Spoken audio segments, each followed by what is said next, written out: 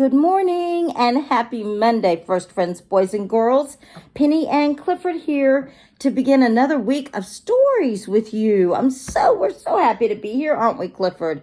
We hope that all of you had a great weekend this weekend. The weather was beautiful outside. Hope you got to play and enjoy your wonderful families this weekend. So let's get started. Today, Clifford all situated. We're going to read a book that's called The Grumpy Pirate. The Grumpy Pirate. What is this about? Let's see. Pirates aren't grumpy. Pirates never pout. Pirates smile and shout, "Ay, ay!" whenever they're about. That's their way of saying hello. Ay, ay.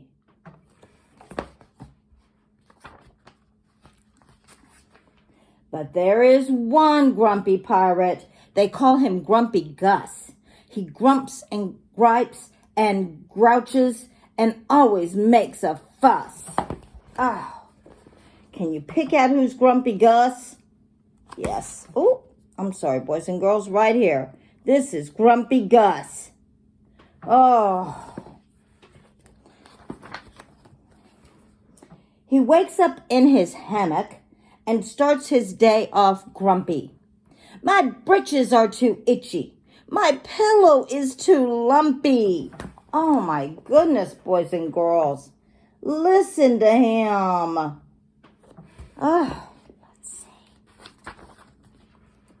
He will not eat his breakfast. He will not drink his juice.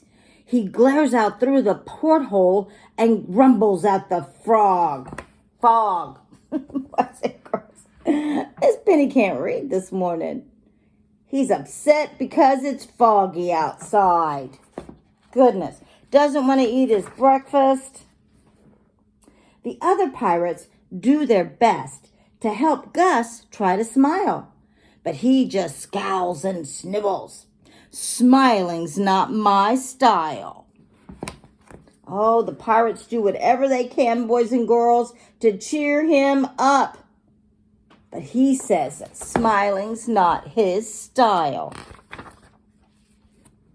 He skips his shift to wash the deck. He hates to coil the ropes. Instead of helping trim the sails, he mutters and he mopes. Oh, boys and girls, he's miserable, isn't he? Look at him up there, just miserable. Grumpy Gus.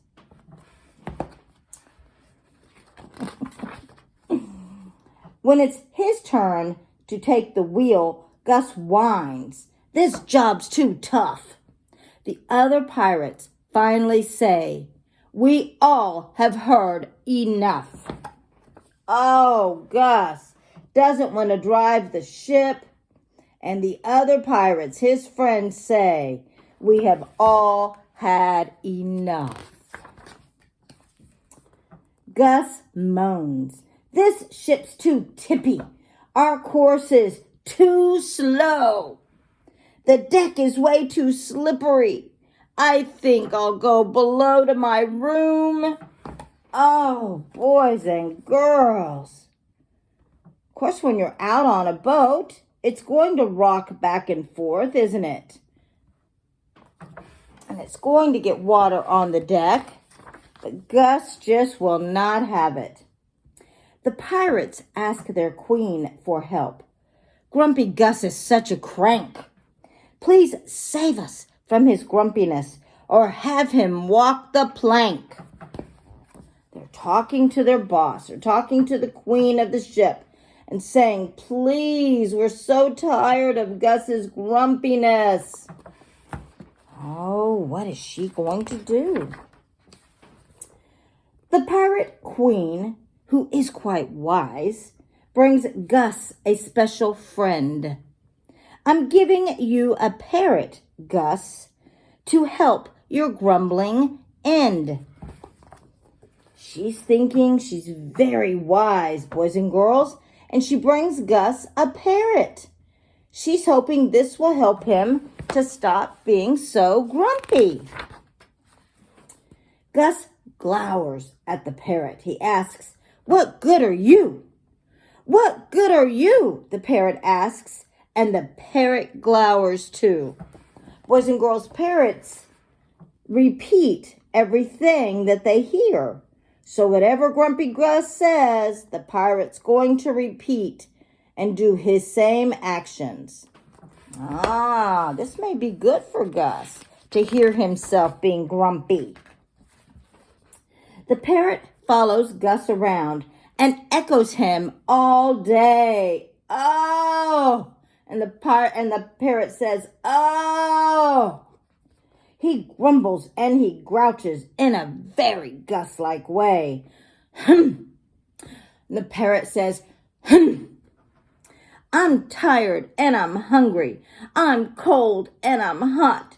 I'm feeling very grumpy, so I will frown a lot." And the parrot repeats the very same thing. There's the parrot following Gus, doing all of his words and his actions, boys and girls. The parrot is just as grumpy as Gus is. Gus wails. "This parrot is crabby. He's a sourpuss. He's a brat. His voice is way too whiny. Do I really sound like that?" "Sorry, Gus," the wise queen says. "The parrot sounds like you. But if you change your attitude, the parrot will change too." Gus can't believe he sounds like that, boys and girls. He asks the wise queen, "Do I really sound like that?"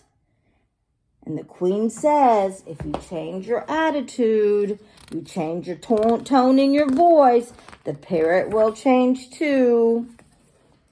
"I don't know if I can do it," Grumpy Gus begins to groan. But then he hears himself and says, "I'll try to change my tone." Wise Queen was so wise, wasn't she, boys and girls? She knew just what Grumpy Gus needed, to hear himself whine and realize he doesn't like it. Gus tries his best at smiling. The parrot tries a grin too. This makes Gus start to giggle, and the pirates laugh with him too. Gus is trying to smile, and the parrot is too. Gus starts to giggle, and so do all of his friends. They giggle too. "Mates, you've called me grumpy, and I see," says Gus, "it was true. Now just call me Grinning Gus." "Aye, aye," shouts all the crew. Oh, yes, boys and girls, they all say yes. Instead of Grumpy Gus, it's Grinning Gus. Oh, and his friends are so happy. Yay, boys and girls. That's a great story, isn't it?